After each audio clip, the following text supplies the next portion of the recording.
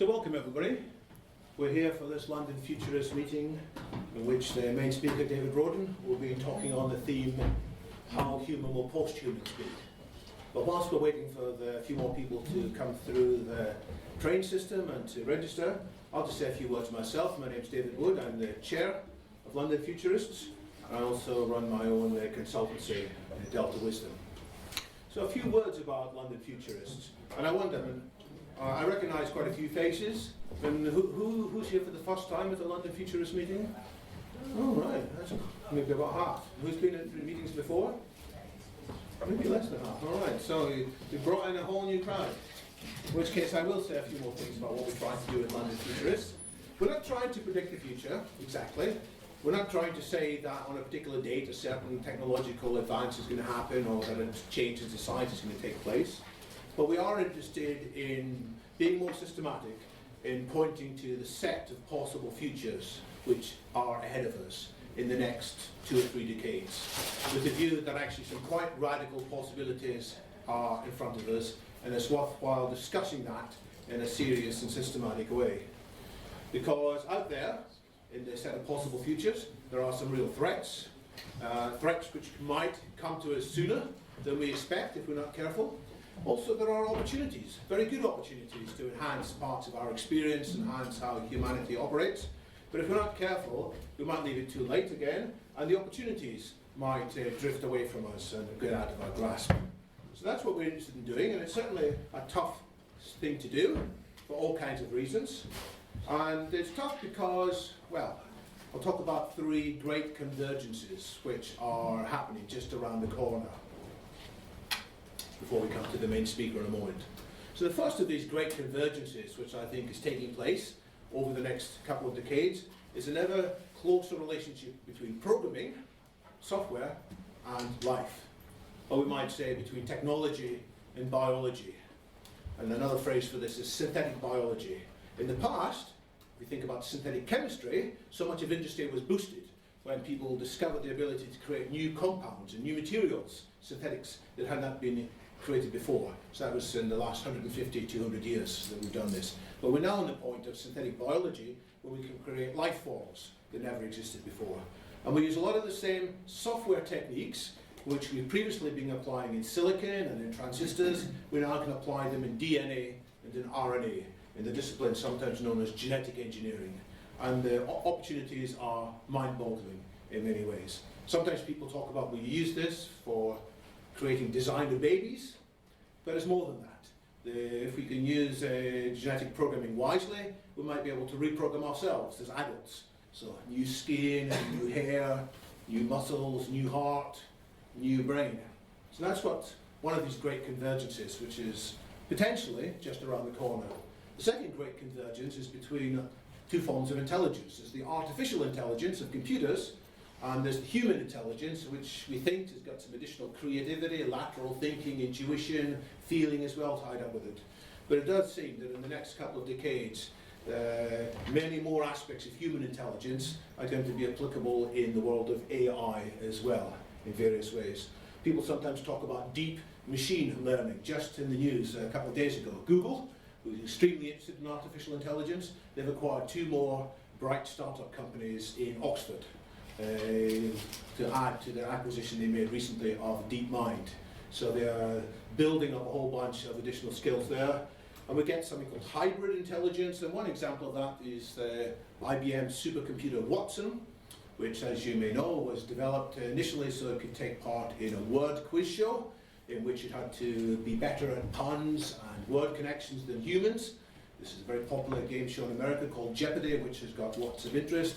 And for a long time people said, oh, computers can do very rational things like chess, but they'll never be able to catch all the twists and the subtleties of human word games. But Watson has the power to understand human language much more than before. It read all of Wikipedia and many other books, and a couple of years ago it did beat the 2 best ever Jeopardy players. Now that same technology is being used in new fields, such as in reading not just general Wikipedia literature, but lots of medical literature. And variants of Watson are already, in some cases, doing better at making sense of troubling medical conditions than even the best doctors. Why? Because it can read so much more medical literature and make sense out of it. So that's just around the corner. in historical time, a couple of decades away perhaps, and again, there are potentially large repercussions. And the third of these great convergences, as I call them, is the convergence between human and machine, not just in terms of thinking, but in terms of our bodily parts as well. So we're already seeing people carry around some machines with them, the mobile computing, increasingly people talking about wearable computers as well, whether it's smart watches or smart glasses. Nobody today is wearing Google Glass that I can see, but I think in a couple of years' time more and more people will be wearing these devices. But that's only the start. Many people in the wearable computing industry say that these things will only be successful when they become invisible, and they even move inside us, and there's a whole new wave, sometimes called insidables, or called implantables. So where this trend is taking us is more towards the trend of cyborgs, and also to spending more and more of our time inside virtual reality rather than in real reality. So each of these convergences is significant in its own right, but when you add them together, in that intersection in the middle, goodness knows what's going to happen to humanity. Now I might have to ask some of you to bunch along so we can, because there are some seats at the end of some of these rows, so that we don't all have to sit on the stairs. So that's some of the big picture. And of course it is even more complicated than that. It's more complicated than that because of wider trends going on, such as environmental stresses and strains, which rightly many people worry about. Also, on the other hand, we should have new sources of energy, abundant renewable sources of energy potentially available. There are other drawbacks, such as technological unemployment. If there are more machines doing more work, what are the rest of us going to do who used to do that kind of work? There are risks of financial crashes. On the upside, people talk about changes in how the economy works with the collaborative commons and with the decentralized autonomous organizations, taking advantage of something called the blockchain technology developed first and used in Bitcoin. I just point to all of these things and say there is a lot going on there, and it is therefore very hard to predict with any confidence what's likely to happen. And it's quite hard even to say with any confidence, here's a good opportunity that's realistic, or here's a threat that's realistic. But I think despite the rate of change accelerating, and despite that complex convergence, both of technologies and of risks, I think we absolutely do need to fight at being better at foresight, rather than some people saying, you know, I'm not going to be a futurist, I'm going to be a nowist. You know, I'm going to live for now because it's just too damn hard to think about the future. I think, on the contrary, we have to get better at thinking about the future because, after all, there are still big threats just around the corner, and there are great opportunities just around the corner too. And I think the solution at how we can actually be better at foresight is with one more kind of convergence. Not a convergence of technologies or a convergence of risks, but a convergence of insight. And that's what the modern futurist movement is trying to do, trying to bring insight together from different perspectives so that we can collectively understand what are the possibilities ahead and what's desirable about them and what's risky about them. And so in London Futurists, we certainly bring technologists here from time to time to talk about what might be possible by technology, what technology might enable in the relatively near future. At the same time, we look at the constraints. And there are many constraints that will prevent us doing what we think technology makes possible. And so we like to look at things sometimes from a psychological perspective or a sociological perspective. We talk about the kind of limitations and constraints. And politicians talk about the art of the possible rather than just what's desirable. So we look at the constraints. Another dimension of insight that's very important is the kind of creative, artistic, or entrepreneurial side that finds unexpected ways to make things happen, or unexpected ways of looking at it. But there's a fourth dimension, and given today's talk, you can probably guess what that fourth dimension is. It is the dimension of philosophers. And from time to time, we do like to put a philosophical hat on in these meetings, and I mean, you've all got your own reasons for liking or hating philosophy, and here's basically my 4 reasons why I think philosophy contributes. And I apologise because I'm not really a professional philosopher, but philosophy does help us to think clearly, because a lot of the time we go in charging into the issues and we're not quite sure what our biases are, we're not quite sure of our assumptions and our definitions. So philosophy certainly helps us to be clear about these things. But philosophy also often helps us see a bigger picture, so that we shouldn't just get too tied into any one of these other dimensions. We shouldn't get too tied up just with the technological possibilities, but there are other bigger possibilities, especially when you take a historical perspective. And one thing that philosophy does, it often points out that some of the same arguments we're having now have already been had 200 years earlier, or sometimes 2,000 years earlier. Of course, these people didn't know about the iPad and didn't know about synthetic biology, but often they did see some similar things. And although we modernists, we enthusiasts for technology sometimes think that everything's different nowadays. You know, sometimes we think the internet changes everything or mobile changes everything. In fact, not everything is changed, and philosophers sometimes help to show us things from a different long-term wise perspective. So that's my rationale for London Futurists, and that's a rationale for bringing along today David Roden, a philosopher, lecturer at the Open University, who has just a few weeks ago brought this book to market, Posthuman Life. He hasn't brought a whole bunch with him because he's a modern person and he believes that you may wish to buy these things electronically rather than physically. But I'm sure you can probably buy them in the Waterstones nearby if that's your preference. But having said all that, I would now like to welcome David, and let's give him a big round of applause for what he's been telling us.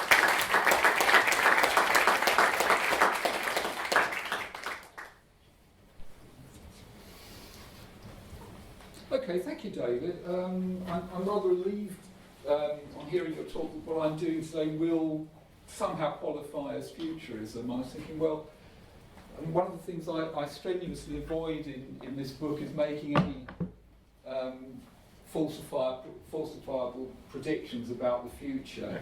The point of this book is, as hinted, to try and pull back and think about the kind of conceptual space within which we think about the future, and particularly to avoid getting fixated on favourite kind of sci-fi tropes when we think about future, you know, uploaded minds, cyborgs.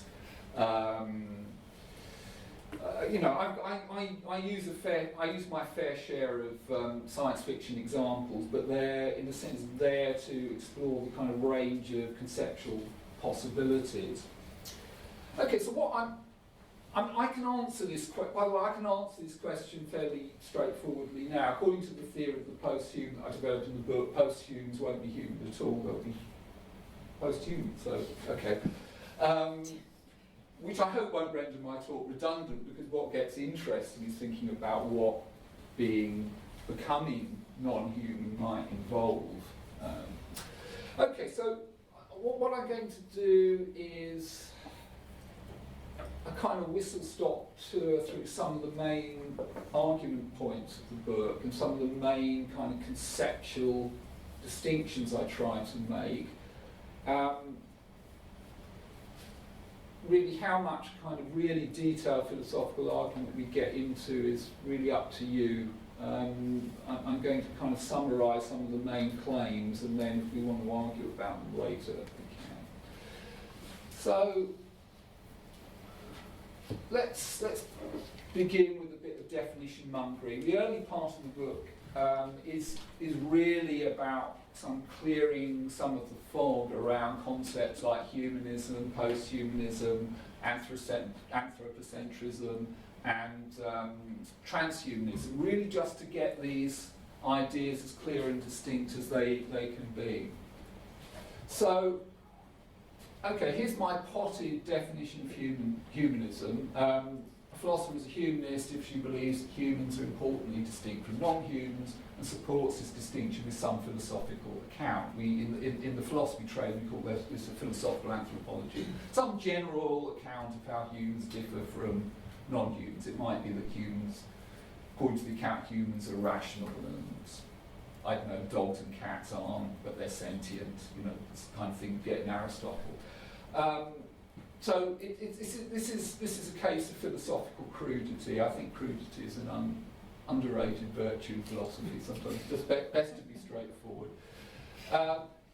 Anthropocentrism is an important concept. I want to keep the notion of anthropocentrism apart from the notion of humanism, because in quite a lot of the post-humanist literature, especially in the kind of more literary theory end, the two get conflated quite a lot.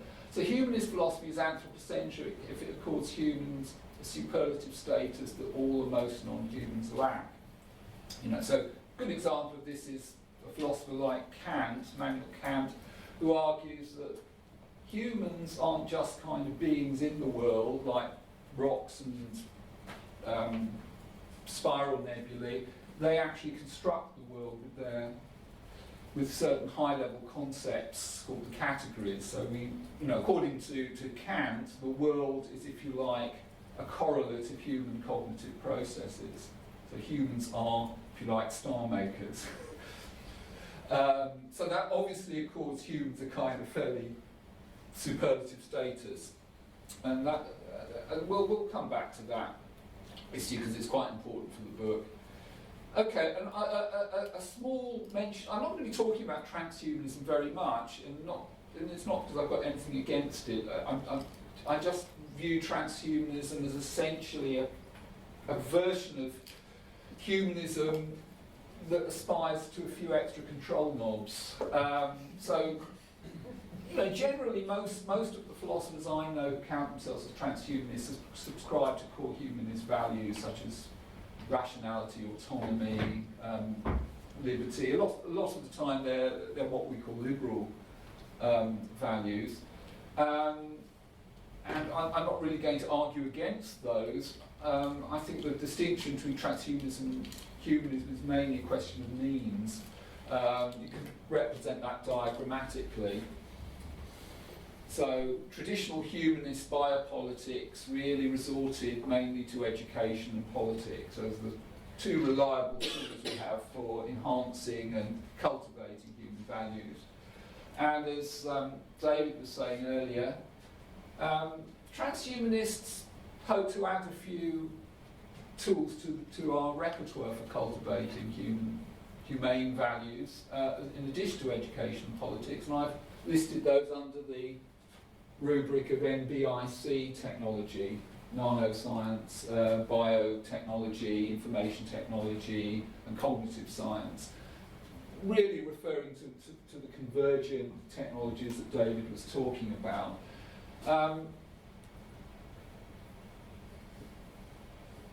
And then there's posthumanism, and this is really where one of the core distinctions I begin with in the book between two types of posthumanism, critical and speculative. Okay, so critical posthumanism, which is very much current in certain areas of continental philosophy, literary theory, and social science, is a critique of human-centered ways of thinking about the world. It argues that we've, in a sense, had a certain vision of humanity which we've projected upon the world, and we've used to, if you like, demarcate different kinds of life, different kinds of state of being. And critical posthumanists argue that the foundations underlying humanist discourse are fundamentally problematic. So some critical posthumanists, for example, like Donna Haraway, who's famous for writing her essay on cyborg theory and cyborg feminism, Cyborg Manifesto, argues that whereas traditional humanism has kind of conceived us almost as little gods who are kind of distinct from the world and able to control it and shape it. In fact, if we think of ourselves as cyborgs, we have to think of ourselves as immersed in the world and, in a sense, constituted by our interactions with that world, including our technological interactions. So I have no particular beef with this, but I think it's important to distinguish this kind of critical, essentially a critical anthropology, from speculations about the far future implications or the long-term implications of our technology. So speculative posthumanism, which is the thesis developed in the book, is essentially a critique of anthropocentrism as applied to the long-term technological future. Why is this necessary? Well, I think, just adverting for a moment to transhumanism and a lot of the debate surrounding enhancement in bioethics and related fields, I think there's been a fairly cosy assumption that somehow the point of technology and the point, our technological destiny will involve the enhancement of human abilities and human subjectivity, human agency, and the issue is, whether we want to do that and whether it's possible. But I think this ignores the potential of technology to fundamentally alter what kinds of agents there are and what kinds of subjects we are. And the argument of the book is that the scope for that alteration may be much wider than we think.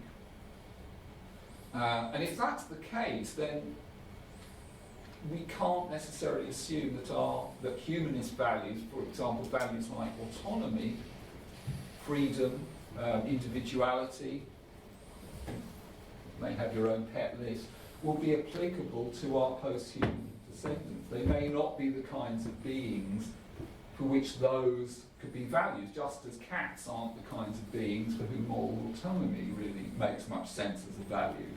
I'm not dissing cats here, it's just cats don't care about moral autonomy. Why should they? So, I there's a cautionary and salutary note to the book. So, here's a kind of quick, I'm going to brush past this, here's a quick sort of survey of the range of post-humanisms out there, and I think some of the people I cite as post-humanists may not even thank me for so doing.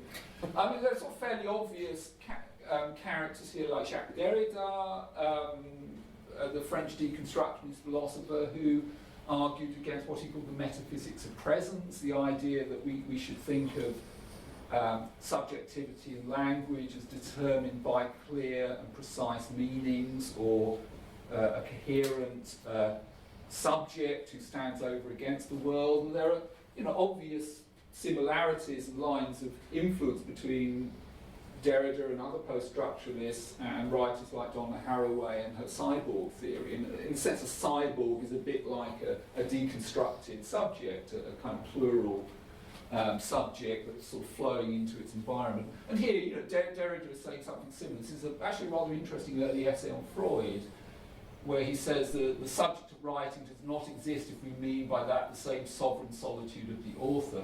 The subject of writing is a system of relations between strata, the psyche, society, the world. Within that scene, on that stage, the punctual simplicity of the classic subject, the classic I, the Cartesian I who stands over against the world, is not to be found. And then, writing much later, Catherine Hales, in her seminal work of, I think, cultural history rather than philosophy, writes that the post-human does not really mean the end of the human, it means the end of a certain conception of the human as a sort of, again, sole autonomous subject. So there's critical post-humanism as a critique of a certain kind of subjectivity that is something I want to veer back towards later.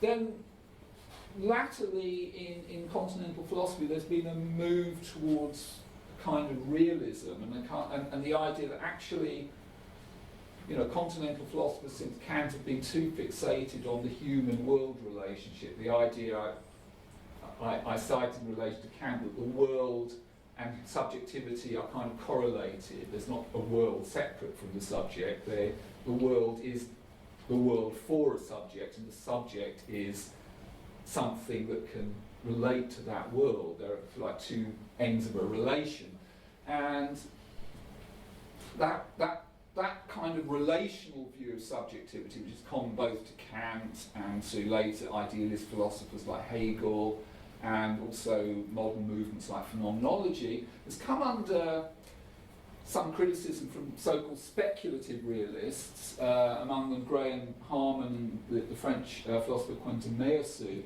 and they've argued that's really too narrow a view. We've got to get back to the idea that there's a whole world out there which has nothing to do with us. It's a non-human world. It's what Meillassoux calls the great outdoors. So realism from this point of view is the idea that the world is fundamentally autonomous and independent of us, and it may be quite weird in ways that we can't even conceive. You know, the world isn't just the world for us. There's a non-human world that, in a sense, you know, if you think of the world. I mean, Meyasu in his book After Finitude takes example of you know, the spectra of distant galaxies that were around, you know, just after the Big Bang. You know, this is a world before consciousness, a world before anything perhaps like us. And then a quick shout here to analytic philosophy and what you might call philosophical naturalism.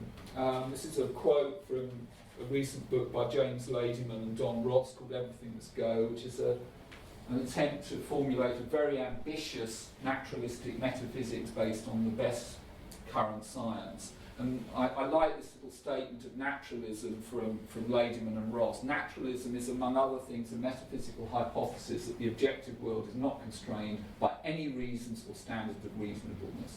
So in a sense, we can't legislate in advance what the world's going to be like. We have to bump up against it and find out. We have to do experiments. We have to construct theories and see whether they work. So this is a kind of,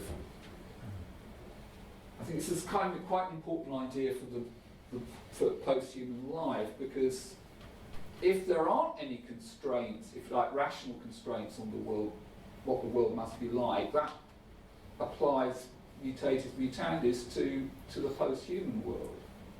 We can't assume that the post-human world will conform to our categories in any way. So I think this is, again, a salutary note on which to begin the book. Okay, so here's an example of where kind of one of the inspirations for speculative post-humanism. It's an excerpt from citation from Werner Winger's essay, The Coming Technological Singularity, which some of you may have read. And Winger anticipates the possibility that if some kind of intelligence amplification technology arrives on the scene, something that can reliably and extendedly enhance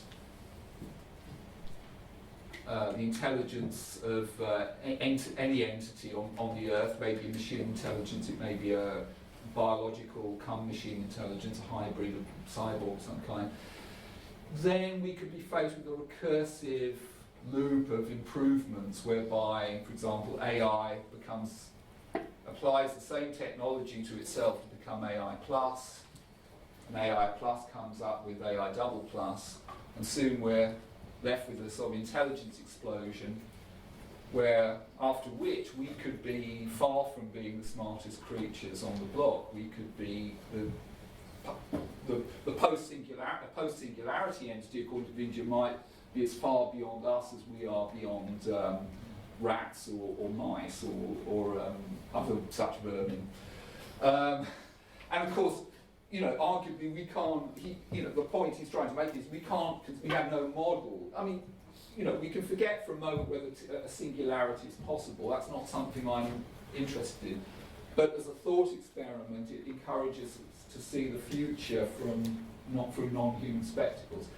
If a singularity was possible, if some kind of recursive intelligence explosion was possible, which will give rise to creatures whose intelligence and ability to intervene in the world was massively greater than our own, it's very hard to see why we should expect such a world to be comprehensible to us, or to be and it seems absurd in some ways to filter it through our values.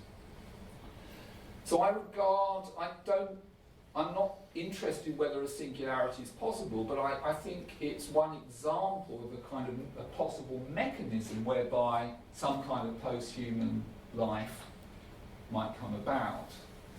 So we can think of it as an example of how to think about a future that could be radically alien to the present. And here's a kind of schematic statement of speculative posthumanism in very general terms, and I've put two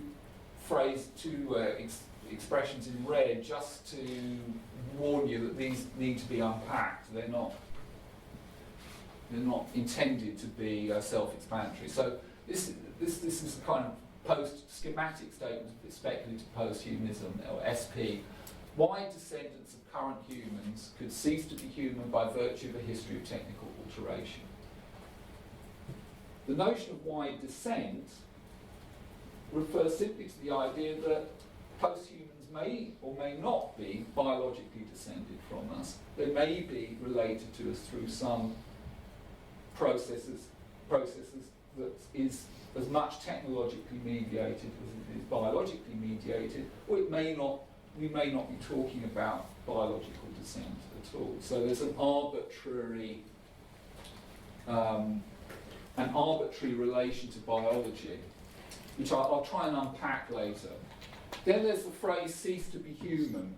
Okay, I've been talking rather blithely about posthumans, and I kind of take the idea of the posthuman literally. I'm not sophisticated about this in the way that some of the critical posthumanists are. As far as I'm concerned, a posthuman is a non-human that's technologically kind of related to us by a sort of process of historical descent somehow. So posthumans are hypothetical non-human entities. But I haven't unpacked what we mean by cease to be human, so there's a reason why that's in red as well. And here's just a little summary really of where we are. So this Venn diagram, this circle just stands for speculative posthumanism. This stands for critical posthuman. This stands for realism. The position that I'm kind of pushing in the book is kind of at the intersection of all three. So it's a claim about non-human descendants of current humans brought about by technological means. It's realist insofar as it argues that posthuman reality is completely autonomous and independent of the way we view the world. We can't prescribe what it will be like. But it also draws on some of the insights of critical posthumanism in the sense that it tries to understand the distant future in a non-anthropocentric way. So there's a kind of although I kind of oppose SP in critical posthumanism, there is a convergence which I explore both at the beginning and at the end of the book when I think about the ethics of becoming posthuman.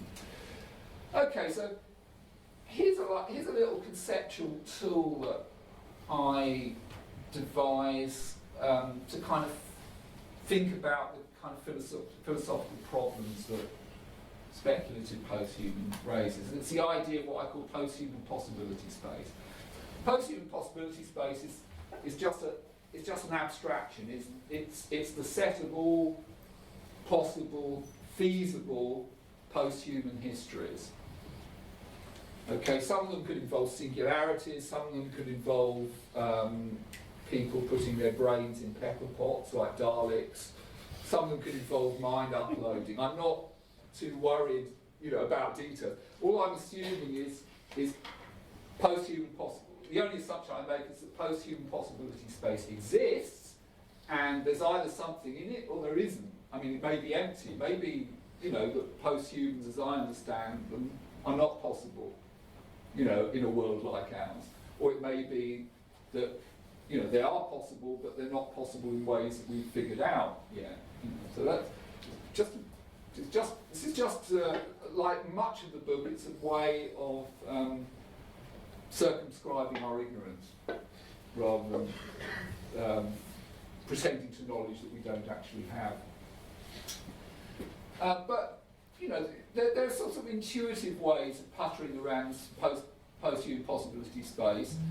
So, for example, we might think it's fairly obvious that there can't be posthumans like a being like Sauron in the Lord of the Rings. So Dark Lords are not, supernatural Dark Lords are not possible denizens of posthuman possibility space because we don't live in a supernatural world. Whereas maybe something like, if we're thinking in terms of really bad posthumans, and I kind of accept there might be bad posthumans as well as good posthumans, whatever that means.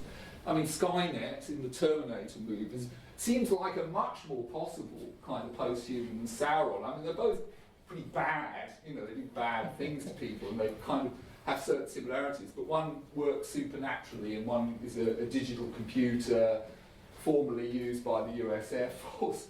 But I think we have to be quite careful here. We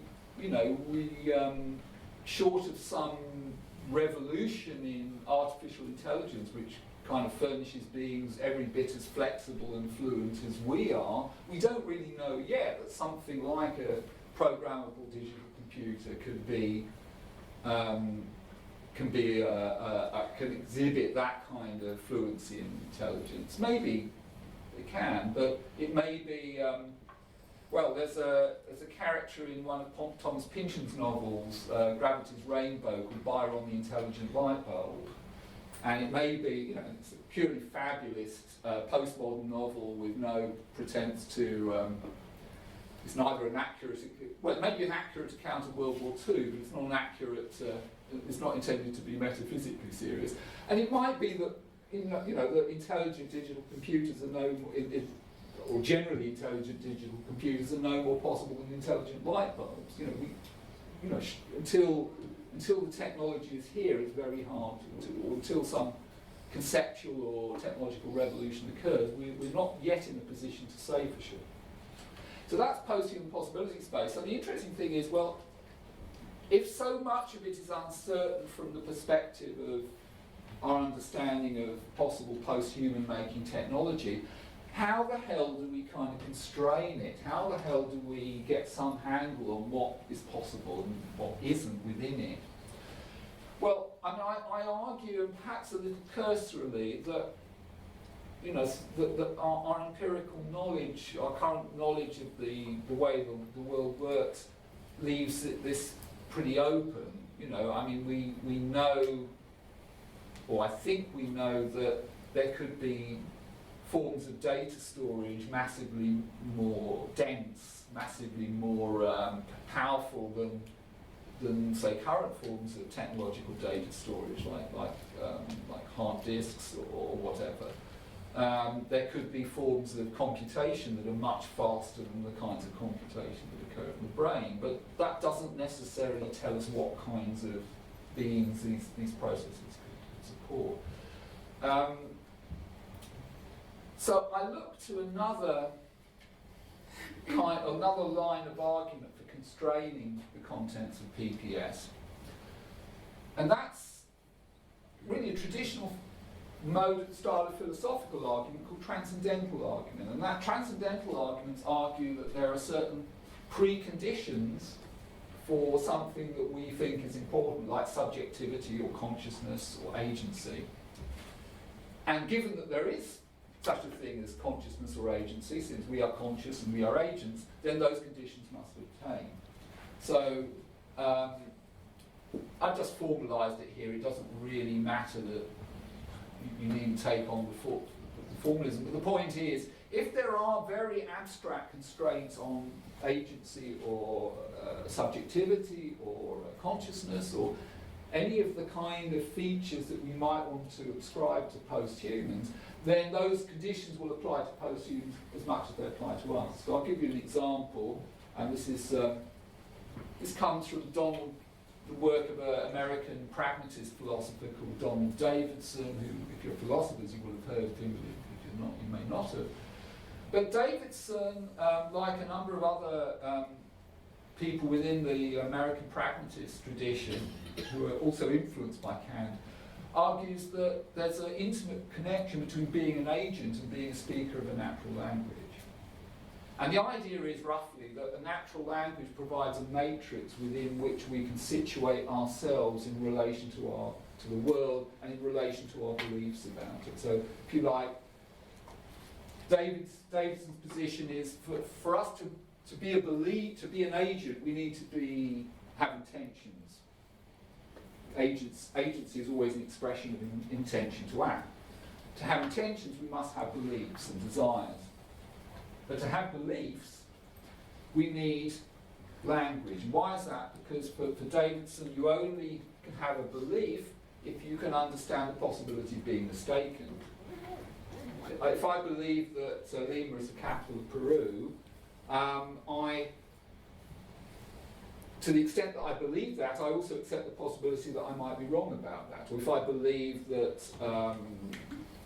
something about the tube service this afternoon, I also accept that somebody else could have a contrary belief about the same thing that could be true. So the idea of belief requires that two or more individuals or creatures can kind of triangulate with respect to the world. So that, I can't have a belief if I can't understand the possibility of someone else having a different perspective on the same shared world. And that kind of triangulation, according to Davidson, occurs through language, because language or sentences provide the common coin within which we compare and evaluate our beliefs. And there are other philosophers like Robert Brandon who have a very similar position. So according to this position, really any worthwhile agency is only possible for a creature that's kind of part of a language community, and in a sense, is some deep sense a social creature. So from this point perspective, subjectivity and agency are inherently social. Now if that's true, and in some sense posthumans must be agents, then posthumans must also be speakers and have some kind of social existence. So that at a very abstract level seems to provide certain constraints on what posthumans could be. And that might be important, for example, for thinking about the ethics of artificial intelligence, because if artificial intelligence, if we see artificial intelligence as a potential threat, but it so happens we can't really have a serious artificial agent without it being a speaker, then that seems to open up some hope that we could converse with them and settle our differences and not cause the end of the world. But of course, that may be wrong. And I argue that although it may be right,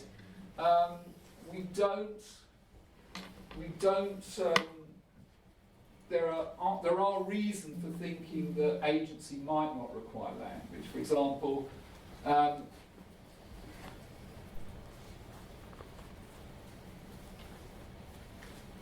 condition 4, understand the possibility of being mistaken, obviously requires that one has cognitive states about one's own cognitive state. But there seem to be forms of metacognition, as it's called, which don't require language. So, for example, neural networks can track the behaviour of other neural networks. So neural networks, it seems, show a kind of artificial software representation of biological neural networks, can learn to monitor other neural networks and evaluate their success or failure in learning some task. So that suggests that there might be forms of metacognition which don't involve language. So that's just one example of where we can start sort of questioning some of the assumptions in this argument for what I call discursive agency, the idea that agency is essentially language bound.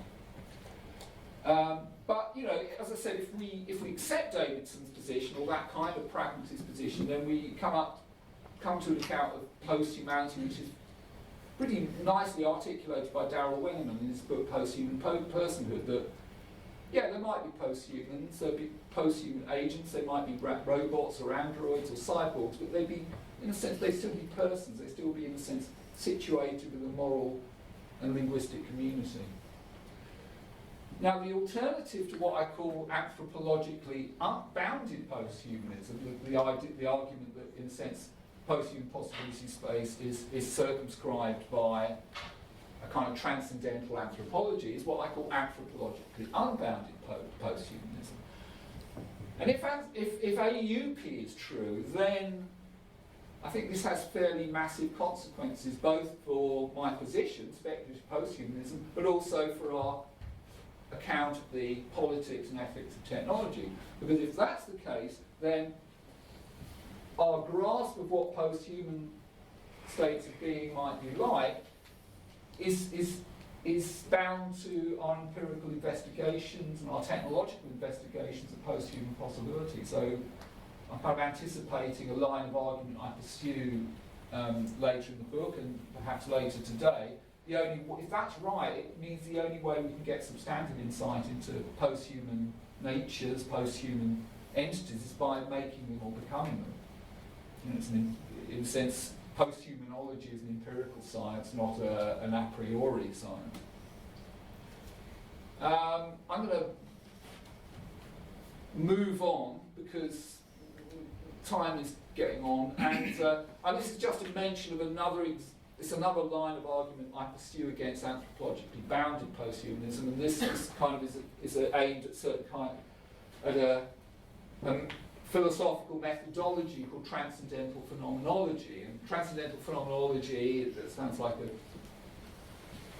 bit of a mouthful, but it's essentially an attempt to look at the relationship between subjectivity and the world, to describe it in the most faithful and perspicuous way, and to try and grasp whether there are any kind of invariants or, if you like, a priori structures that would have to apply to any kind of world or any kind of subject. So among those might be time, or some kind of subjective or lived time, or some kind of embodiment, some sense of being of an embodied subject within the world. That's an idea that's explored by the French phenomenologist Merleau-Ponty. My problem with that line of argument is slightly different to the problem with the kind of linguistic line of argument, is that the phenomenological accounts of subjectivity and worldhood all depend on some idea of time, some account of lived temporality. And I argue in the book, and I've argued elsewhere, is that lived temporality is deeply mysterious. We simply, we don't really know what it is.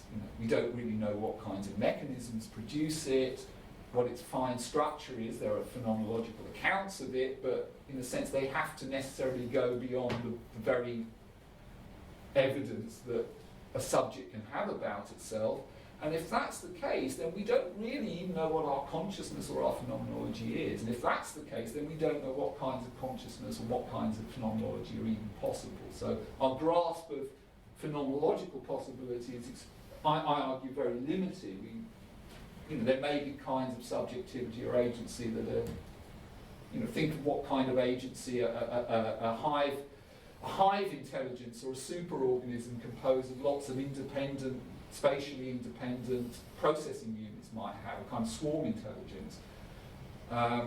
We know that certain kinds of simple swarm intelligence are possible, due to work, for example, on insects. It was found, for example, that Argentinian ants can detect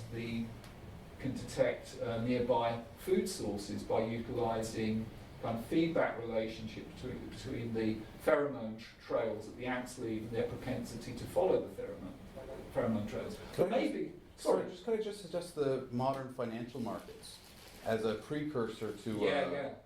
In fact, there's a wonderful science fiction novel that you may have read by Charles Stross called Accelerando, in which the posthumans are actually the vile offspring, as they're concerned. They are literally the vile offspring of modern financial machinery and corporations, which obtain legal personhood and basically screw every other life form in the solar system.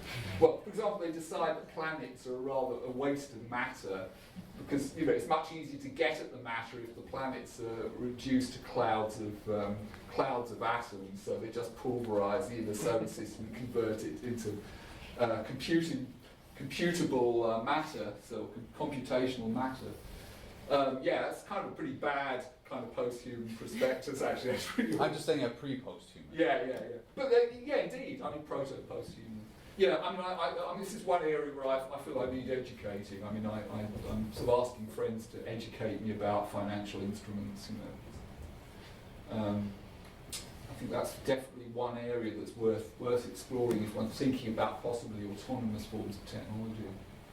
Okay, back to post-human possibility space again. So I've argued that actually our a priori handle on what might be in there, or what the contents, it maybe is pretty rarefied. We don't, we may not know.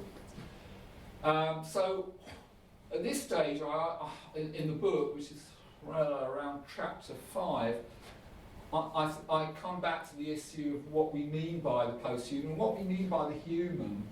Because obviously there's a relationship here that needs to be clarified. And this is the point where I kind of develop a kind of abstract model or an abstract conception of the post-human. I'm going to click past Bostrom's account of the Posthuman, with apologies to Bostrom.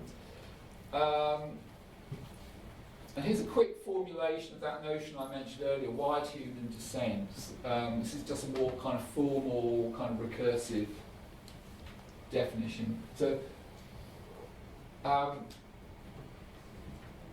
wide human descent is a historical relationship of descent which exists between parts of the current human, if you like, technological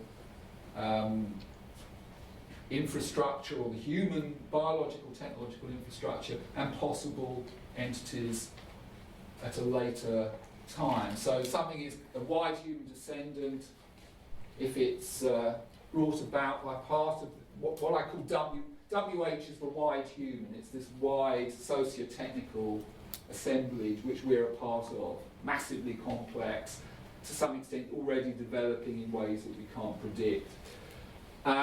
So something's a wide human descent if it's brought about by, or if it comes about as a consequence of activity by part of the wide human, or is caused by or is brought about by a wide human descendant. So because it's recursive, wide human descendants of humans need not be part of this technological matrix. Which brings me to my definition of the post-human, which I circumscribe under a position that I call the disconnection thesis.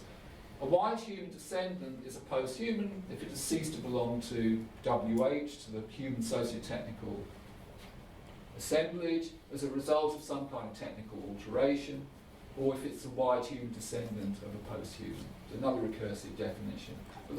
But why do I define the post-human in this way? I mean, I could say, well, I could, for example, appeal to some theory of human nature or some theory of the human essence. And that would really simplify things. You know, if humans are essentially rational, for example, then if you cease to be rational by technological means, you're automatically post-human. However, I'm sceptical about whether there are essences or whether essences are particularly important. It's not clear that there is such a thing as a human essence. For example, not all human beings arguably are rational. Not all human beings have 46 chromosomes. Most human beings are able to acquire a natural language, but not all are. Not all human beings have assignable gender. So it's not clear that, if you're thinking even of the human as a biological category, there's a human essence. What there is a human population, which, as with other biological populations, is massively various. So I prefer to think of the human, and that includes not just us as biological entities, but as our whole technological and cultural infrastructure, as a kind of big lump, a lump which has a long history, at least 1 million years perhaps, and which has a certain cohesion and distinction from the rest of the world. So becoming post-human is a bit like becoming feral if you're a domesticated animal. It's learning to survive outside that infrastructure. Currently all our technologies require us to maintain them and to keep them juiced, but that may not always be the case. So to summarise the disconnection thesis, I'm essentially arguing that whatever post-human human difference is, it's something that's going to emerge historically. We may not be able to predict what it is using kind of a priori transcendental philosophy. It's just going to occur in some form or another. We can abstractly characterise it using the disconnection thesis, so anything which satisfies the disconnection predicate, if you want to put it in formal logical terms, will be a post-human. But lots of disparate kinds of things might potentially satisfy that relationship. They might be post-singularity entities of the kind tremulously anticipated by Vinger. There might be some kind of cyborg. There might be like the Borg in Star Trek. There might be some kind of synthetic life form. There might be some kind of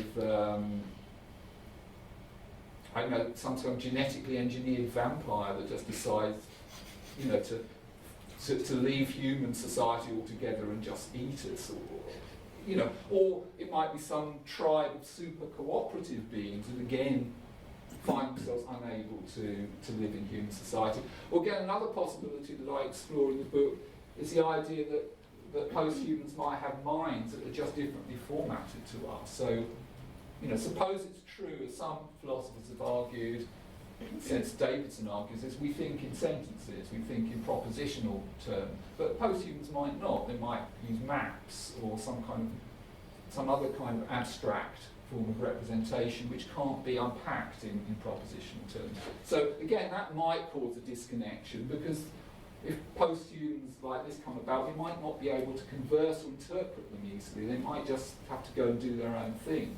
Sorry to interrupt again, but Yeah. might I suggest Greg Egan has a very excellent taxonomy of post-human minds? You'll have to send me a reference for that. It sounds like it's rendered all my efforts pointless. Not at all, not at all. It reinforces it in such an excellent way. Yeah. So, how are we doing for time, David? Because I can really stop at any point and just round things off. It'd be good if you round things off, then we can get involved in a So you say another 5 minutes just to... 5 minutes, so Yeah. There's no need to get to the end of the PowerPoint. There's just a source. Well, you might dip into the later slides later, depending on how... Exactly, yeah. There's no... People want to They don't find out more be about slavish Boston, about for it. example. I mean, the core ideas, I think, are hopefully coming over. So, okay, so the disconnection thesis is the central part of the book, because that kind of formulates the notion of post-human in highly abstract and maximally uninformative terms. Okay? And that's intentionally so. Since there are no post-humans, we don't really know what they're going to be like, so we better not pretend to sort of have a kind of model of post-humanity. It's better to be abstract and admit our ignorance. But I think you can deduce these certain very general constraints from the disconnection thesis. So, for example, whatever post-humans are going to be, if they're possible at all, they're going to have to be agents of some kind. They're going to have to be some kind of self-maintaining entity that can cut free of our activity and if you like, develop their own values, their own purposes.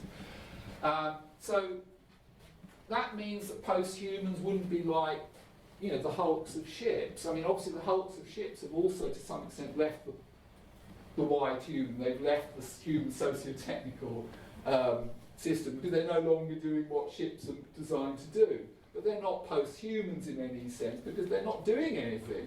They're just they're hulking, maybe. devise a verb to apply to halt. But they're not really doing stuff, they're not discovering stuff. So one of the things I do in the 6th chapter is to try and articulate very general and minimal conditions for agency. And I kind of take my inspiration from biology here, that most biological agents are of all kinds, are self-maintaining, complex self-maintaining webs of processes. And all those processes are interdependent. They need fluid transport, metabolizing oxygen, whatever. They're interdependent webs of processes, which, because of their fragility, biological life forms aren't like rocks, which are kind of held together by very strong electrostatic bonds. They're fragile. Because they're fragile, they need to be agents. They need to kind of anticipate things. If you run out of if you run out of energy, you need to eat something. Simple stuff like that. So they need to be agents. They need to discover value. And by virtue of being agents, fragile agents in the world, they need things. There are, if you like, ecological values that arise. If you like, values of the functions which support any kind of self-maintaining life form. So my supposition is that whatever post-humans would be like, they'd have to be agents in this very minimal sense. But this is as I hasten to emphasise, it's a psychology-free account of agency. I mentioned nothing about beliefs or intentions. Okay, I don't know what post-human psychology will be like, so it's best to leave it out and to opt for, I think, for a more minimal conception of agency, which, in a sense, just It's just the idea of something that can have value, that for which an environment contains values, which serve certain necessary functions for that agent, but also something that can accrue functions within other systems. You know, just as domesticated animals accrue functions within human systems. So I do advert here to the kind of assemblage theory of developed by the French philosopher Gilles Deleuze, developed by the Mexican philosopher Manuel de Landa here. An assemblage is essentially just a system of detachable, unpluggable, it's kind of plug and play ontology. An assemblage is a system of things which can be always exist outside the assemblage but has certain emergent properties by virtue of the interactions of the things within it. So posthumans will be assemblages of some kind. I also suspect that they'll be highly modular because to explore possibilities it's advisable to have parts which will be shielded to some extent from the consequences of mucking around with other parts. That seems to be something that, I mean, there are maybe some experts on evolutionary theory who know much more about this here, but it seems to be an emerging consensus that modularity is a kind of condition of evolvability. Okay, I'm going to get past that. I think I'll just leave things here and just quickly broad brush summarise the kind of political implications of this in broad brush.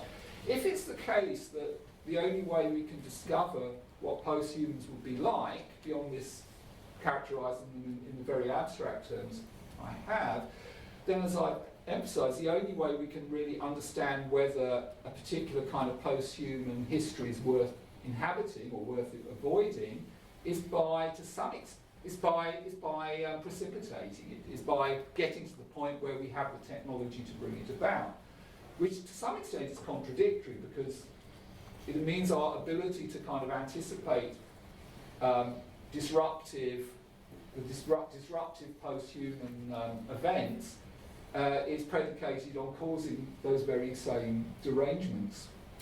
And I think that's the central kind of paradox which governs the kind of politics of post-human I develop. I think it is a result of that. It's very hard to see how we could ever have conventional systems for democratically deliberating over post-human possibility, because conventional democratic institutions presuppose that we know who is entitled to participate in them.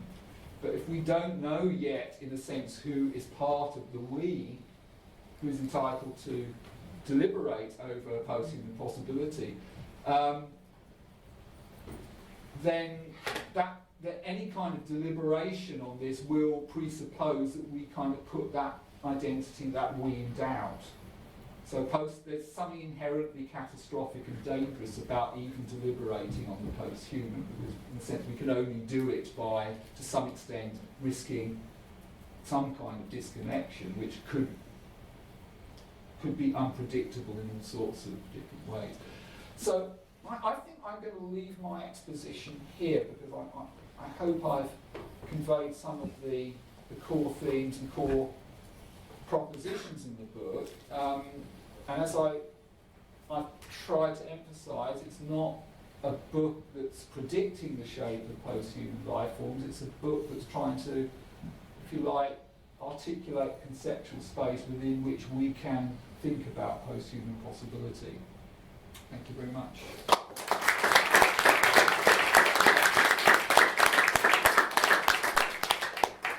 So, David, did you concede that many people might be frightened by this conclusion of yours, that we're not going to, technology has lots of possibilities and we don't know in advance what's going to happen, and there could be something really alien? I think you. Yeah, I think there's a kind of there's a kind of underlying darkness to the book, which I kind of embrace. That probably owes to my enthusiasm for the works of H.P. Lovecraft. But I mean, there is a kind of a sort of gothic sensibility there. But I think that, again, I think that's quite salutary in some ways. It gives us kind of images to play with which to, I guess, at least can be held against the sort of perhaps over-optimistic, over-shiny visions of the technological future. So I was reminded when you were talking of another philosopher, Francis Fukuyama, Yeah, who famously has written about a post-human future. yeah, And he went on record quite a while ago saying that a particular conception, transhumanism, was the world's most dangerous idea. yeah. Now, he actually was in London a few weeks ago. Wasn't talking about post-humanism. He was Yeah. talking about his new book on political philosophy, which is, I found, he spoke very well. He's a professor from Stanford. He's got a long history and other things.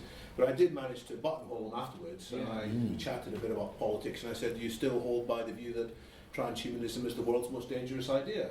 And without skipping a breath, he said, yes, he did. And why? And it's because of the power that people might do things to each other. They'll have so much power Yeah. to do things to each other that will take away their humanity. So that in saying that we may no longer be human, isn't there a worry that Well, we will lose something that's actually very precious? and Let's go important? back to cats and autonomy. I mean, as I said, presumably moral autonomy is not a value for cats because they're not that kind of creature. There may be forms of life out there in post-human possibility space that have very different values to us. That doesn't necessarily mean they're bad because they're not like us. But so they might do bad things to us. we can.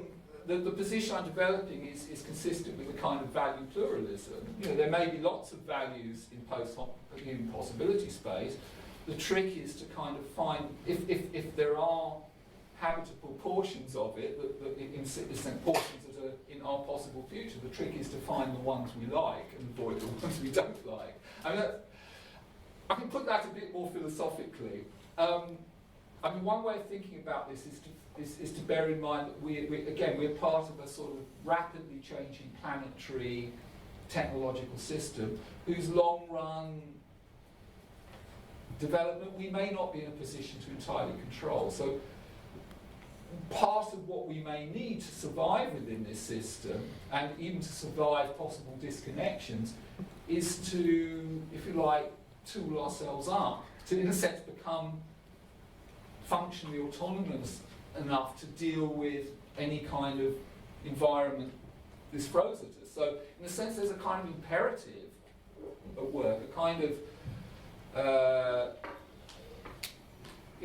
and it's not it's a hypothetical imperative because we might not, we might just as easily not have been part of such a system. But since we are, it seems we need to maximise our ability to deal with it, and that, in a sense, means we have to do more of the same. So the only answer to technological modernity is hypermodernity. So in a sense, I'm arguing for a kind of transhumanism, but without the humanism, maybe, or which at least puts the humanism in brackets. So questions from the floor. Oksana? Right, you say that you are not predicting you're not predicting, but in fact assuming. But I think you are assuming that posthumans will be technologically enhanced or something cyberly like. Let me finish the thought. Thinking back to prediction made by H.G. Wells back in the end of the 19th century. In fact, his prediction was that posthumans will evolve from humans. And in fact, we can probably already, since then and already now, we may be observing speciations of humans as we speak. And that is not value-free. They develop in different strands of values. And artificial intelligence, if you remember the 2002 Time Machine film, exists like a librarian who is watching over the books. But in fact, there are Eowyn and Morlocks that are really fighting each other and they evolve as different species. In fact, I think this thing is predictable. But as long as you're not externalizing psychology and the laws of social systems, if you look at them carefully as they're evolving now, you can probably predict what posthumans will look like. And I think may that not be machines, by the way. Sorry? They may not be machines. They may not be machines, but I concede that. As I said, my characterization of the post-human is extremely abstract, and the only, if you like, necessary component is that there's some kind of technological input to the change, and that's simply because I think I have to admit that my conception of the post-human is itself anthropocentric. I'm defining the post-human after in relation to us, because our moral concern is with the possibility that certain things that are currently made by us and serve our ends could have, if you like, withdraw or pursue independent careers. But the form in which that takes, I leave open. Now, you may be right, but I guess that, from what you say, if you are right, it's because to some extent that process is already occurring. Evolutionary, yes. Yeah, but in a sense that doesn't really undermine my position. It's just there may be some doubt about whether the speciation you're describing is, is post-human making in the sense that I articulate it. But I'm quite happy to accept that there are vague, borderline cases. That's going to be the case for almost any concept. But you're predicting the potential for a lot larger changes than these. Well, I think if we assume that, if we make fairly minimal materialist assumptions that our mental life and our agency depends on the kind of our physical organisation at some level, and that our ability to intervene within that physical organisation seems to be advancing rapidly, then it seems to follow from that then the kinds of minds and the kinds of agents that could exist as a result of future technological capacities could be very different from ours, simply because their configuration would be different. Yes? Yeah, I was trying to think through your idea of this disconnection thesis and applying it back in time to the pre-human moving into the human. And it seems to me, it doesn't quite work to me in my mind, because I can sort of imagine a pre-human where, compared to the main human, the main difference being, let's say, consciousness, which I see intimately dependent on language. So without language, I would struggle to have the same kind of consciousness. Yeah. But I don't see that strong disconnection. I could imagine a community where, let's say, half the people do have this tool of language, the other half don't. They're intermingling, they're occupying different roles, and this is just, there's just an extra thing that you bring on, but it's not a disconnection. But yet I could say that some of these are pre-human, and some of these are human, at least from how I understand human. Yeah, I don't have a problem with that. It might be that there could be all sorts, it might be that, for example, reformatting minds could lead to disconnected communities simply because they're not able to communicate, or there might be transitional communities in which, certain people are bi-formatted, so they can act as translators between them. Again, the disconnection thesis is just a conceptual tool for thinking about abstract possibilities, and I'm not sure that we can, in a sense, discover what's possible without actually bumping up against it. So, well, I guess what I'm just questioning is maybe this idea of disconnection limits you to an idea where there is a clear, immediate separation between what is, and actually it might be much more messy than that. I do concede that in the book, okay. But I think sometimes you need, I think sometimes it's helpful to make things conceptually clear and distinct, even if in reality things could be messy in ways that we can't anticipate. But I don't. As I said, the disconnection thesis is a tool for thinking about very abstract possibilities. So it's necessarily rather blunt. So how would we? Maybe something I missed here. When we talk about a post-human, how do we identify it? Because it's so open a definition that actually I would say a computer virus would be an existing post-human or not. I mean, how would you say that? How would you make sure if you met a post-human? How would you know that you had this? I suppose a computer virus that has its own proprietary computer network might be a post-human. Well, because a virus that's kind of parasitic on our computer system would, in some sense, be part of our system. Oh, I see. Yes. Because of again, I'm quite happy to concede there are going to be borderline cases, but I think that's why I try to develop a conception of agency, because I think you need some conception of what an agent is in a very abstract sense to make sense of the idea of disconnection, because otherwise, you know, as I said, even an unused piece of technology like a Hulk could be a post-human, which is obviously not what we're interested in. So I'm monopolizing, but so wouldn't there be at some point, yes, there's a separate agency, but there's also an advantage, a distinct advantage to jump this from, because if there weren't the advantage, it would die off, it would lose an error.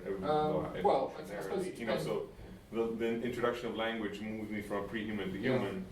It must be useful, otherwise it wouldn't work, it would end. There are people who think that the introduction, the invention of, or the emergence of language was a rather bad idea, that we'd be better off without it.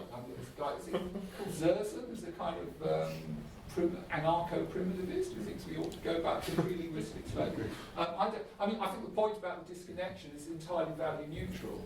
The disconnection thesis makes no claims about whether the posthuman is even enhanced compared with us. After all, enhancement is actually quite, this is one of my complaints about the enhancement thesis. It's very narrow because many technologies don't enhance an existing function, they create new functions. So the notion of enhancement is already, if we're worrying about enhancement, we're already constraining the debate in ways that I think are unacceptable. So the disconnection thesis is, unlike, for example, Nick Bostrom's characterizations of post-human as somebody with at least one highly enhanced capacity, is entirely value neutral. I mean, it doesn't mean that there are no ethical implications, it just means they're not kind of presupposed in the formulation of what it is to be post-human. Other questions? Matt?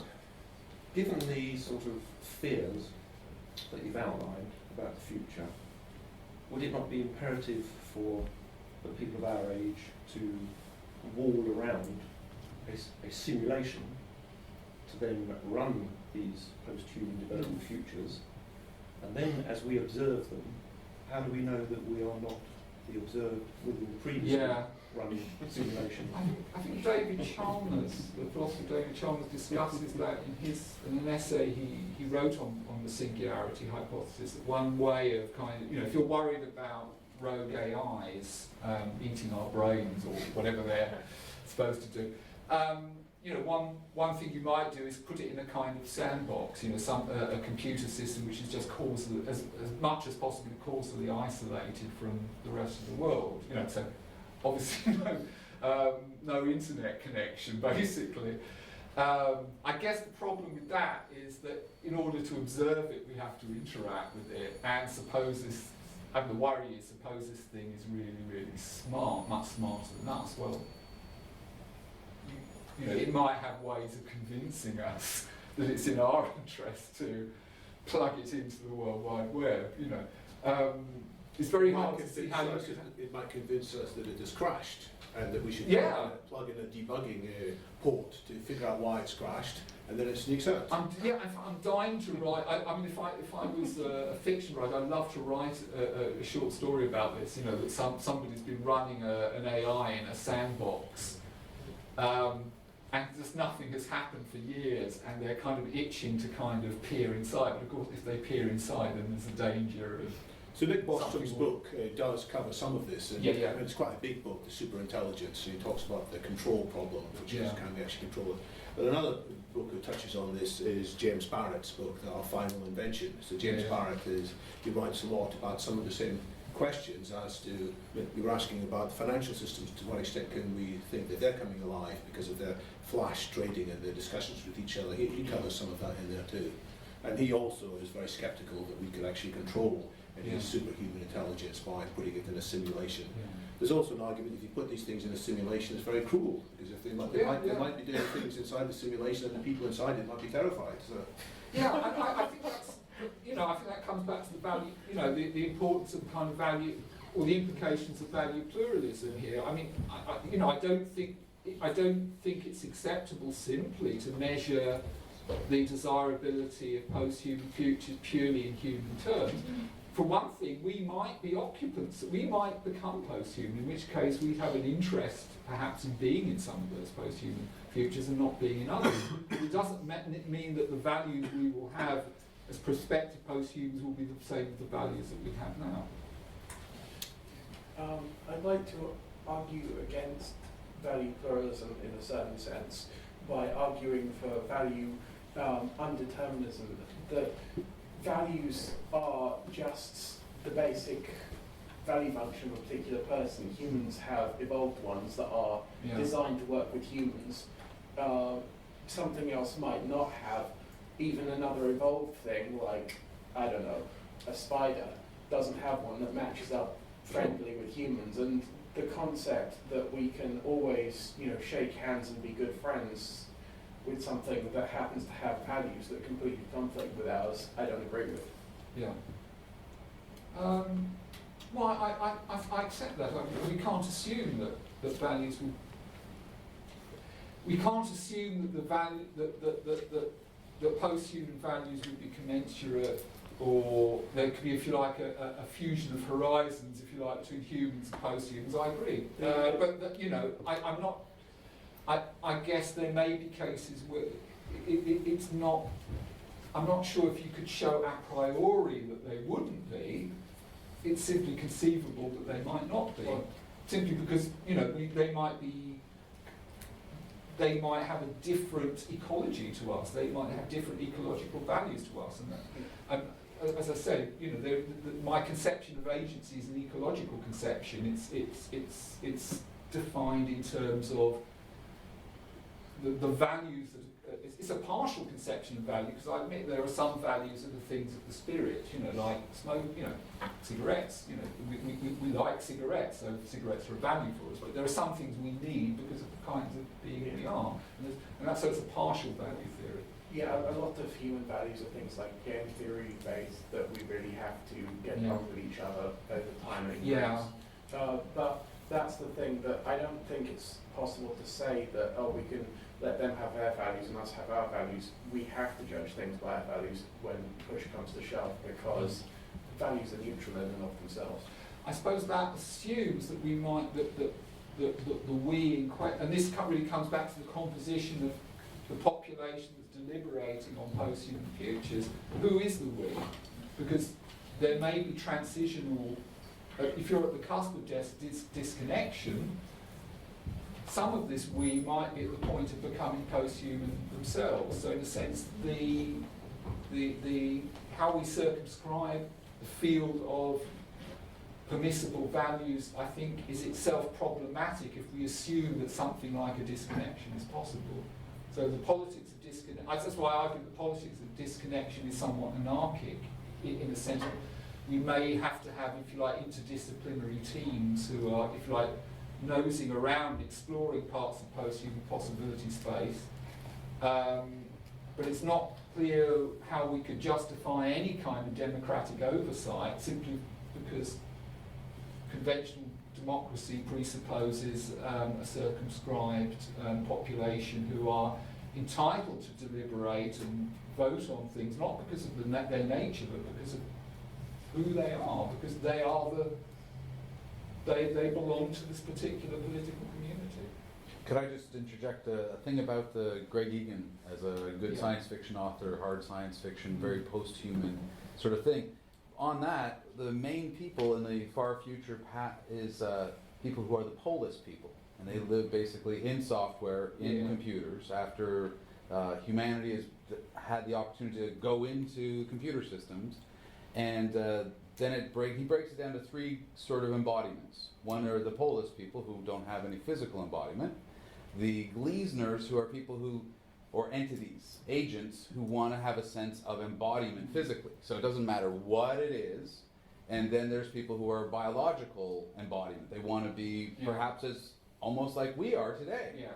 And the other interesting thing in the novel Diaspora, where he goes with all this, is the bridgers, which are people who understand that going from this culture to that culture, between these kind of people and these kind of posthumans and those kind of posthumans, needs to have a whole bunch of people in between to be able to translate things across such a huge divide.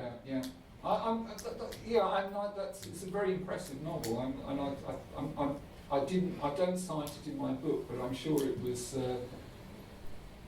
It's an unacknowledged source, probably. Janina? Actually, it's building up on that. Isn't it also possibly more helpful for this discussion that we already live like that? That tigers already have their own ecosystem, Yeah. but they are still part of ours. Similarly, cockroaches do as well. We're not necessarily friendly with them. So viruses, for that Yeah. matter. We're not necessarily friendly with them. So, going back to somebody's question or comment that these things could already be happening. In a way, it's more a question of where these things might potentially be happening, to identify them, Yeah. and sort of, if you like, parallel them and chart them, because in the same way as we live side by side with cockroaches and tigers, these emergent things may already be living side by side with us. And in a way, it's incumbent on us, being self-serving Yeah. species, to see the potential, even though you may not be able Yeah. to sandbox them. Yeah, I don't argue for sort of technological determinism, and I'm sceptical about the idea that we could sort of simply control the whole planetary technological network. It seems to be much too complex, but there may be certain opportunities or problems it throws up that where we have some choice and some agency, and as you say, the problem is then how do we adapt that? And of course, in the process of adapting to these problems, our own values and even our own embodiment might alter. So that's going back to the problem, I think, of assuming that somehow human values should be sovereign, where in a sense the very kind of metaphysical basis for those values is itself in question here. Roxana? Just to answer that question, sort of react to it, and also the values argument that is going around. We don't need to go to cockroaches and tigers to see it. We can see it in our human society. Since 2008, 90% of increased wealth went to 1% of human population. They are the ones who essentially they control the power of human race, and they are the ones who make decisions. I mean, you can argue if we've still got democracy in the world, or we got a oligopoly of some sort.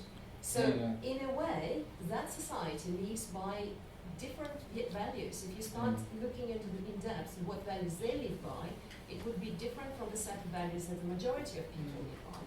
And where was that democratic process when we decided that we're going to impose our values on those people? They control money, they control resources, they control power. They decided what values they're going to live by, and they didn't ask us. So, I mean, I don't know if it's going to be any different with the technology-driven posthumans, but with biological posthumans, with speciation as I see it occurring now, nobody going to ask anybody. It's adaptive. This is the environment. The winner takes all, and that's how it happens. So your question is quite a scary question in some ways, because you're saying already there are things happening which are outside of our democratic control. Yeah. And if there are post-human creatures of one sort or another, whether they are advanced companies with even more power than they've got already, or whether they are viruses with even more power to spread than already, or whether they are super smart artificial intelligences, in each case we may well struggle to cope with them. Yeah. Especially, I mean, if that virus becomes much more powerful, and if Ebola turns into Ebola plus, we are in trouble. And so similarly, if some of these post-human creatures have their own values which aren't quite the same as ours, and there's good reason to think they aren't, then the possibilities for coexistence seem scary. Yeah, I mean, it may be. I think we should burn your book. It's a dangerous book. Well, it does. I have to admit, it does give me pause, because, in a sense, and I guess one might find the point about democracy objectionable. I mean, I am a Democrat, but I just, if you look at the basis for democratic theory, the idea that a collective has a say in its fate, that most democratic theory presupposes that the collective is defined, it's already constituted. But here, I'm simply alerting to to the kind of implications of some kind of state transition. That if we can't necessarily assume that the polity is constituted in this way, in which case we need to think of different political models that may involve. Again, going back to the post-structuralist Deleuze distinguishes between a major politics and a minor politics. The major politics is the politics of states, of social institutions, of democratic arbitration. The minor politics are the point where some group or agency within that system, in a sense, starts changing the conditions under which it and the other parts of the system live. That may involve a kind of collective agency and a kind of democracy, but its normative basis it can't be by reference to some assumed kind of baseline humanity or citizen or whatever. And I think that's the problem. That's one of the ethical problems this throws up. So, yes, question here? Do you anticipate a problem with recognition of agency and therefore of existence of a post-human entity? Just because, for example, one of your preconditions of agency was language, and we have that's kind of anthropologically bounded posthumanism, which I kind of consider but I reject. But okay, yeah, carry on. Sorry, I mean, some people think that, so yeah. Oh well, that's there's a very anthropocentric thing behind that, but the same applies to, like you said about major and minor politics, to what we consider to be recognisable agency, and there's a sort of hierarchy of it. For example, we may have what we consider to be an effective agency upon our surrounding world, which has absolutely no noticeable effect on the agency of a mite living in one of our skin pores, for example. And yet we have our own systems, our own desires, and depending on which level of abstraction you look at it, are kind of beliefs that we pursue action in pursuit of. But then, at which level does it have to be something that directly influences our world to be something that we can recognise as agency of an entity? And it gets us into some very deep philosophical questions about what we understand by agency. I'm going back to the Davidson argument.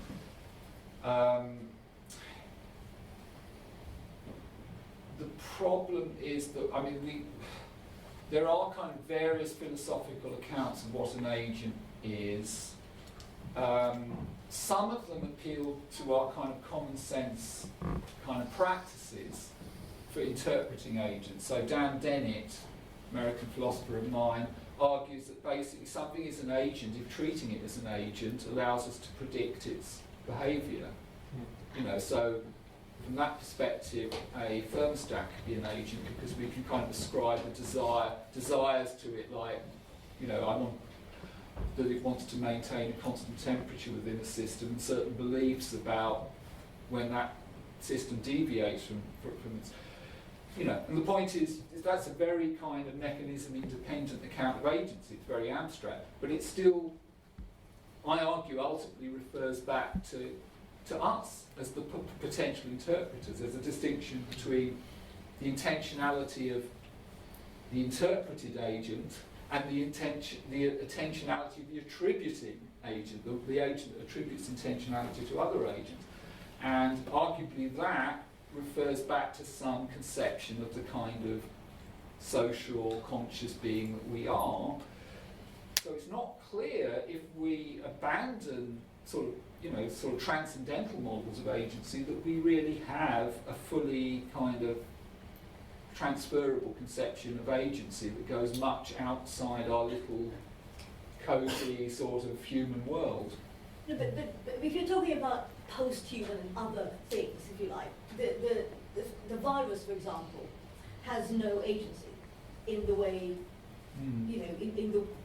any more than a thermostat, put it that way. It has a kind of agency. It means to propagate, and that's why it does it. But it doesn't have the intentional kind of agency that, say, a cat would. But at the same time, it is still part of our broad ecosystem. of course, Dennett is much more permissive about what we can ascribe intentions to. But as I said, there are, you might think that intentions are some kind of explicit sentence-like representation of the world, in which case, then actually only arguably then only humans are really agents, if you take that line, because it's not clear that, I think that's why we need to think.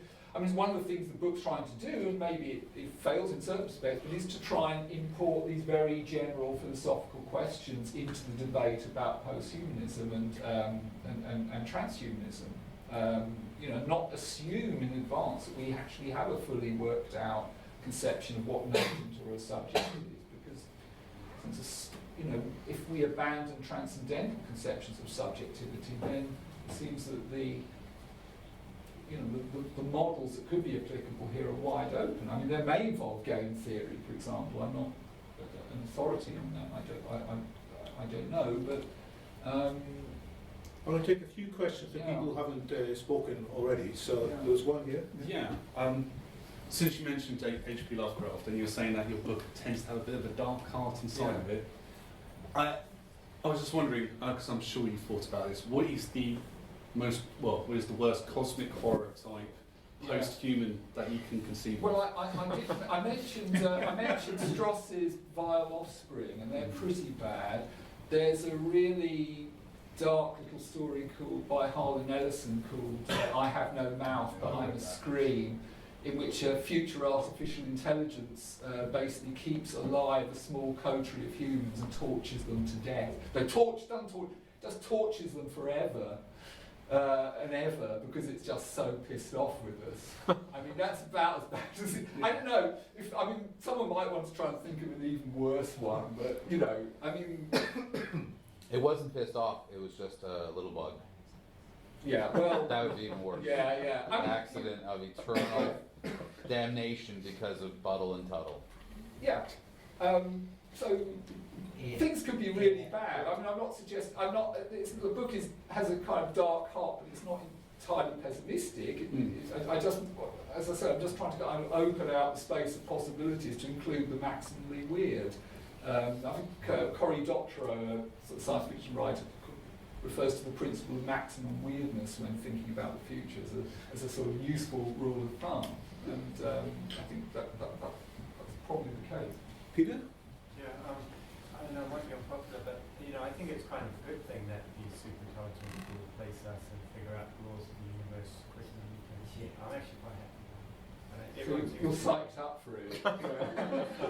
You wouldn't mind if they exterminate you en route and say, right, we don't need you anymore. Not at all, because I see the big picture of the universe, not just our tiny little part of it.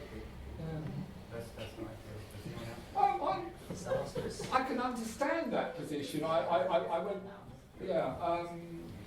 That might be okay if they really did know what was correct, but if they got bugs in them and they thought they knew what they were doing and they put us all to sleep and then messed it up even worse than us, then that would be a bad outcome. What do you mean by messing up? What is the definition of messing up the universe? Preventing flourishing, preventing greater intelligence and creativity. On that account, we're Paperclip maximizer. Paperclip maximizer, perhaps, yes. Does anybody want to defend Peter? Does anybody want to support him? I just want to add, I guess we're all versions of a post-human now if we compare ourselves to our ancestors. And taking that as a basis, if we project that forward, post-human could just be someone with a much more deconstructed social and moral structure, supported with just more technology. That's kind of Catherine Hales's position, I think. I think my position on that is really that's it's an intellectually worthwhile interpretation of the human, but it doesn't really present us with a form of life that's sort of interestingly different from our own. We've always. Hales in the quote I cite says that to be posthuman is in a sense to not be the kind of autonomous male bourgeois subject that we're familiar with in in the history of Western thought, and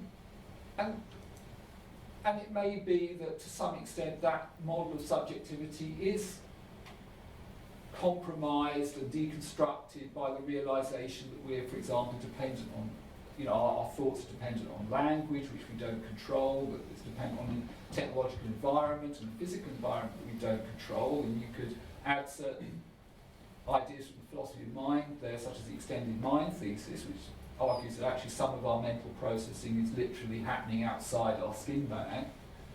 But I'm not sure that that totally undermines the conception of a rational, the claim that we are rational subjects, because being a rational subject doesn't require us to be kind of Cartesian minds, or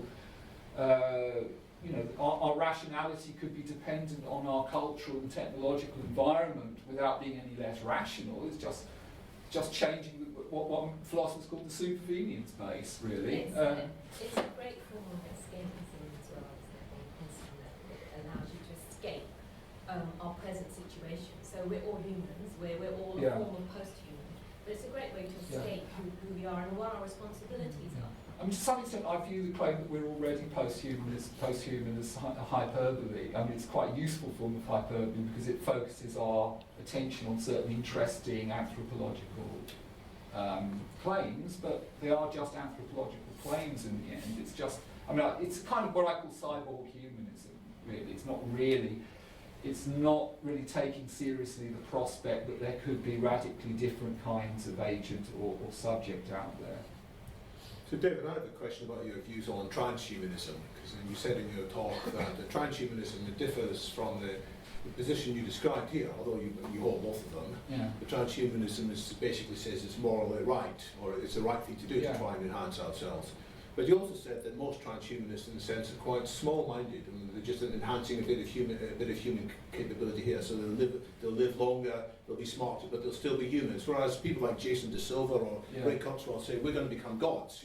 Our powers are going to be so enormous, we're going to have so much capability that I don't quite square that with the view that transhumanism is small capabilities. Well, I wasn't trying to denigrate transhumanism. I guess my problem is as much with the debate about transhumanism and the long run impact of technology that I have no objections to enhancing capacities. There are many capacities that I have that I think can be enhanced, for example. So it's just that the debate over what we should enhance and what kind of technologies we pursue, I think, has to occur within a larger conceptual framework.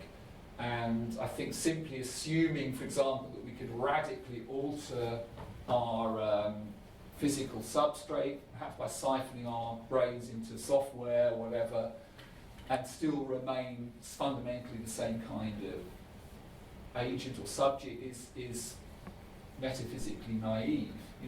It makes drastic assumptions about substrate neutrality in mind, which could be true, but nobody really knows is true.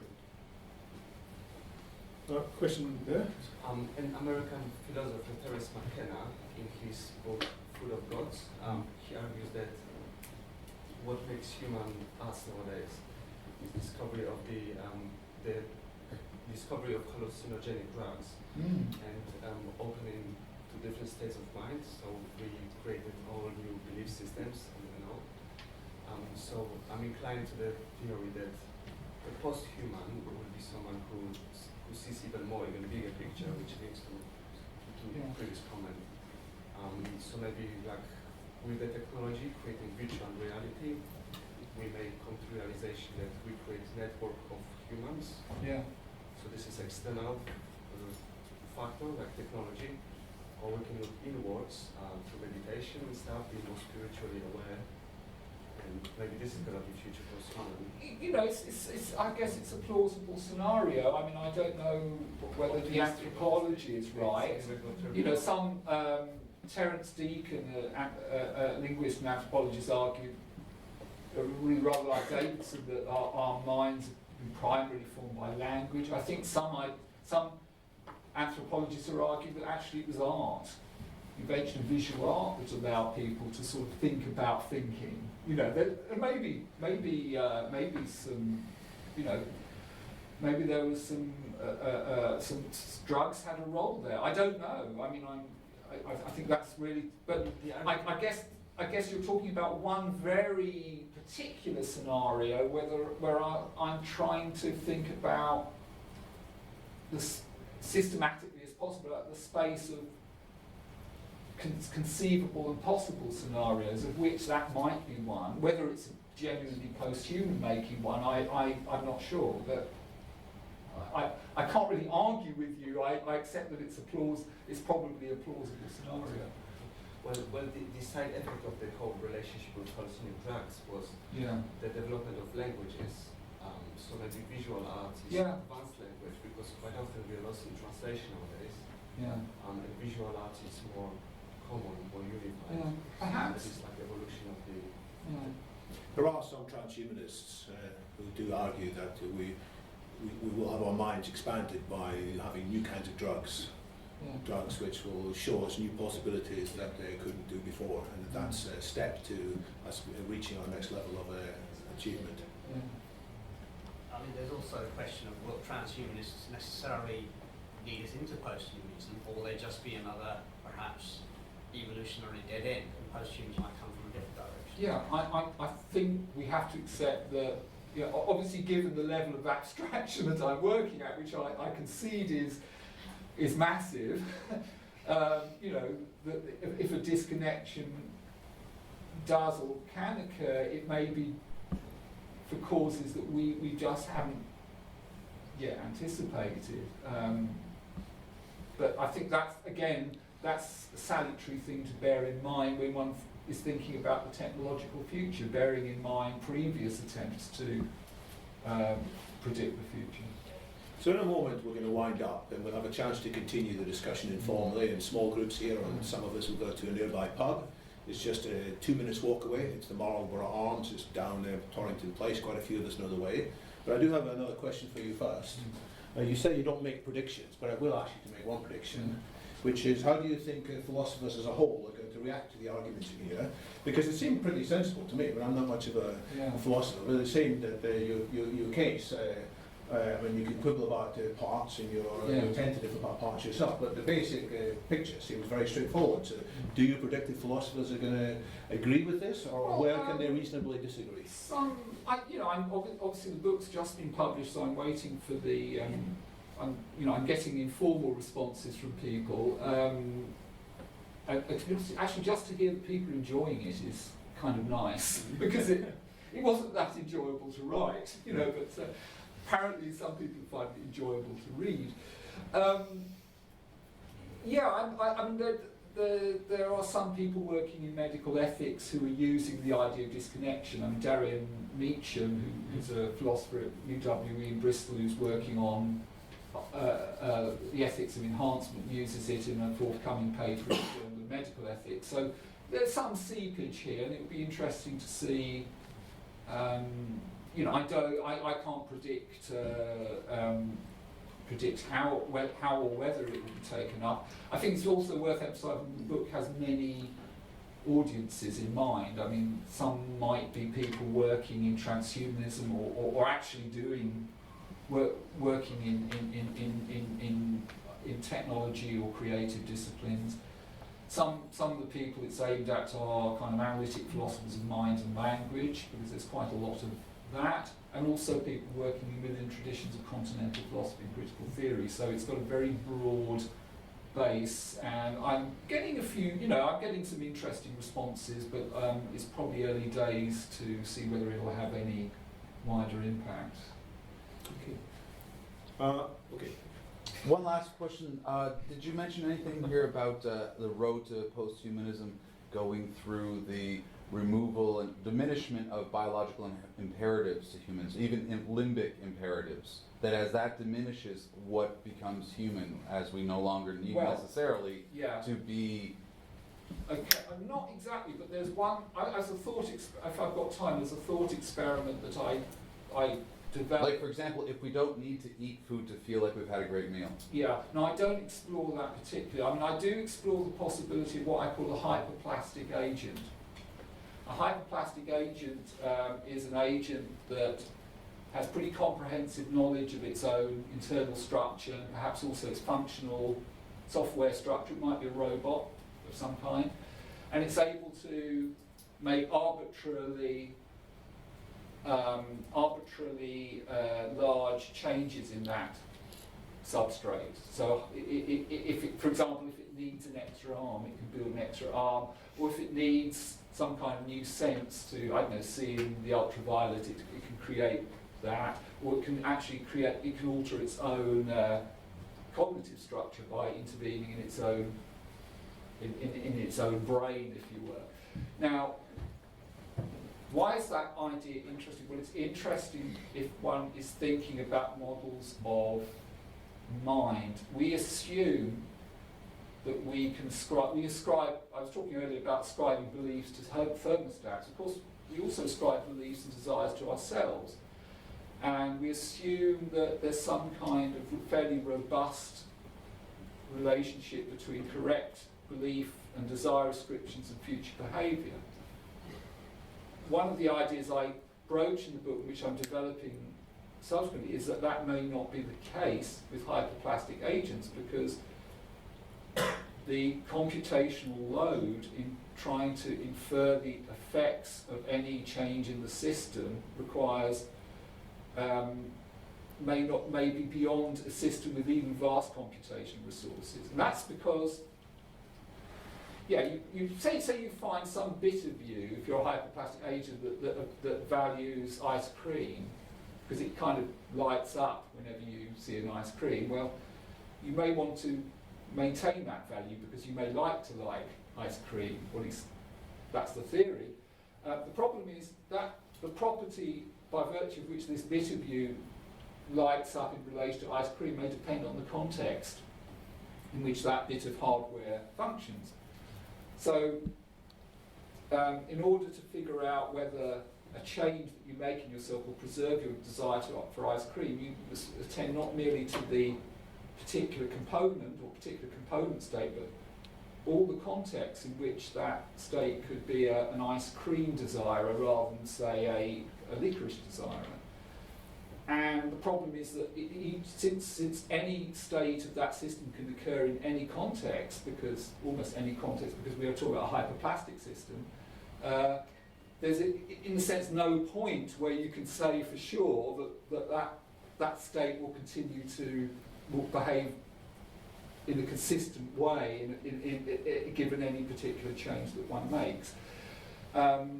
So there may be problems of self-interpretation that arise for hyperplastic entities, which means that our notions of belief, for example, belief-desire psychology, just don't work for it, because there's no robust relationship between its self-ascription of beliefs and desires and its future behaviour, because it's any change in it may alter the relationship between that hardware and the beliefs and desires that it subtends. In which case, such creatures might have to have wholly different, if you like, ways of metacognizing themselves, which means that, the hermeneutics of hyperplastic agents from a human point of view might be similarly unmanageable. I think Brian's right. As we have more powers to introspect, as we have more powers to change our biology, we probably will be more open to some of these. I mean, the contraceptive pill has changed human life a great deal. In the next couple of generations, there'll be the ectogenesis pregnancies, so people won't need to have pregnancies inside themselves. There'll be pregnancies outside the womb. And as we get better information about what's happening in our brain, I think you're quite right. We will have different ways of conceiving. Folk psychology may go away, and we may need a very different. But at the moment, I think you were saying, there are sort of systems within the body and the brain which remain fundamentally constant, so we can depend on them as a background against which other changes can be made. But if, in a sense, anything is up for grabs, it's not clear that we can ascribe any consistent sort of meaning to any part of ourselves. So a hyperplastic entity, as I said, it might not be possible because it might just be too chaotic and indeterminate, or it might just be a completely different kind of subject. have you looked into the recent research on friendliness theory as relates to AI? Because that's working on exactly this problem, the recursive problem of changing self into new self while retaining values of self. God, no, it sounds like I ought to be. Eliezer Yudkowsky. Maybe you could. I don't know if you could. If you got, can you suggest a reference for that? Just Google FAI. FAI or MIRI, Machine Intelligence Research Institute, that's working on that. Yeah. Okay, I'll look that up because that sounds really interesting as well. I think we're going to draw this to a close because well, you had a 1 minute question. Yeah, one of the questions. Because you've got the most post-human hair. I think you got. So you speculated on the darkest side. 1 minute on the best outcome. I don't know, we might all live forever and play with vegan cats in the Andromeda Galaxy. Well, I'm not very good at the up. I look forward to morbid soul. David, I look forward to bumping into you in the Vega Galaxy 10,000 years' time. Hopefully with a few others there too. You've given us a lot to think about. As you say, there's many themes in the book. It's well worth the dipping into. So, and thanks very much for walking us through all these ideas. Thank you very much.